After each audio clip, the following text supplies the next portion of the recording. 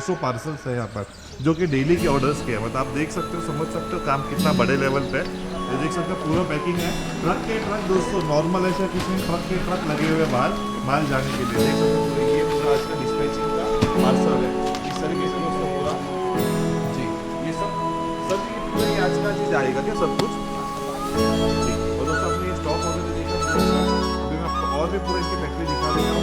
Sir जी shirts में अपने पास क्या क्या क्या ब्रांड के और नाम बता देंगे अपने जी।